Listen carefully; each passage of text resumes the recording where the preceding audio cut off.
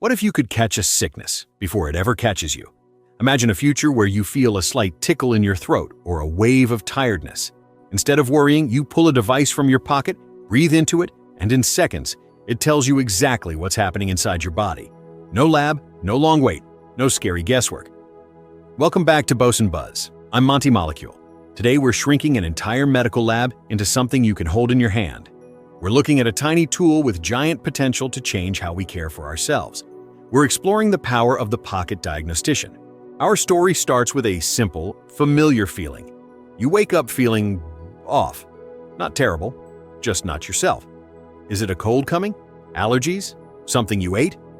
The old way to find out is a guessing game. You might wait it out, or maybe you go to the doctor. There, they might take a sample from your nose or your blood. That sample then gets sent away to a big, busy laboratory. You go home and wait, sometimes for days, for a phone call with the results. It's slow, it can be expensive, and while you wait, you might be spreading germs or worrying about what's wrong. We need a faster, simpler way to see the invisible world of germs and health inside us. This is where the Pocket Diagnostician comes in. Think of it not as a machine, but as a tiny, super smart detective. Its mission is to find clues in your breath or a drop of your spit. These clues are special molecules, like tiny chemical footprints that only certain sicknesses leave behind. A flu virus has a different footprint than a bacteria that causes a sore throat.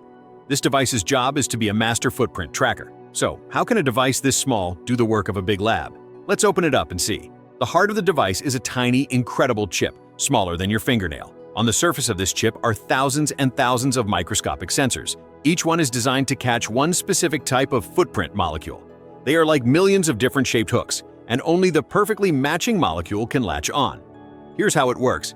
You breathe gently into a small mouthpiece or place a single drop of saliva on a strip. That air or liquid sample is whooshed inside the device, right over that forest of tiny sensor hooks. If you have the flu, then flu virus molecules in your sample will float along until they bump into the exact sensor hooks made just for them. They stick. When a molecule sticks to its matching sensor, it causes a tiny change, like a silent alarm going off. That change creates a small electrical signal. Now the device needs a brain to understand all these tiny alarms. A tiny computer chip inside listens to all the sensors at once. It's like hearing a symphony and picking out the sound of every single instrument. The chip analyzes the pattern. Hook number 12 is going off, and hook number 305, but not hook number 450. That pattern is a fingerprint. It compares this fingerprint to a huge library of sickness fingerprints stored in its memory.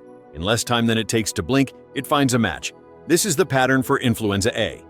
The answer flashes on a small screen on the device or sends a message straight to your phone. Detection, seasonal flu. Suggested, rest and fluids. Let's follow that journey one more time, step by simple step. First, you provide the clue, your breath.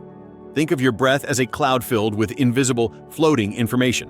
When you're sick, that cloud contains broken pieces of the germs making you ill, along with special chemicals your own body makes to fight them. It's a hidden message in the air you exhale. The device acts like a super secure mailroom for that cloud. The sample gets pulled into a tiny channel, no wider than a hair. Inside, it passes over the sensor chip. Imagine that chip as a vast field of microscopic flowers, but each flower is a unique shape. Only one specific butterfly, the sickness molecule, can land on each specific flower shape. When the right butterfly lands, the flower quietly lights up. The computer chip is the gardener watching this whole field. It doesn't see the butterflies, it sees which flowers are lighting up. A pattern emerges. The blue flower in row 5 is lit, and the red flower in row 20, but not the yellow one. That's the signature. It's as unique as a name written in light. The device then checks this light signature against its digital encyclopedia of known sickness signatures. It flips through the pages at lightning speed. Match found. It's not magic, it's just incredibly fast, precise pattern matching. The whole process, from breath to result, is over in less than a minute. The impact of this instant answer is huge. First, it helps you right away.